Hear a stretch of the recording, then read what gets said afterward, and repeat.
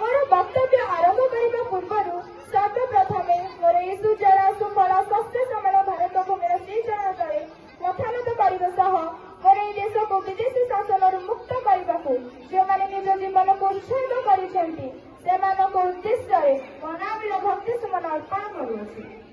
एसहित मत आपण मानू किसी कहबार सुजोग मिली निजक धन्य मन करुछि। आम समस्ते जानूँ आज दिन आम देश में खूब आडंबर सहकारी पालन कराए कारण 1950 मसीहार ठीक आज दिन में आम देश एक गणतांत्रिक राष्ट्र होबार गौरव हासिल करथिला। एणु गौरवमय मुहूर्तटी को स्मरणीय कर रखा उत्सवटीर आयोजन कर अन्य अर्थरे देखा गले यही दिनटी आम समस्त एक गर्व और गौरवर दिन। 1947 मसीहा अगस्त 15 तारीख में आम देश स्वाधीन हो देश शासन खसड़ा प्रस्तुत हो नाला।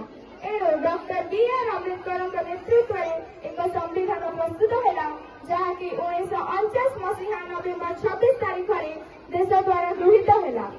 1950 मसीहा जनवरी 26 तारीख कार्यकारी है।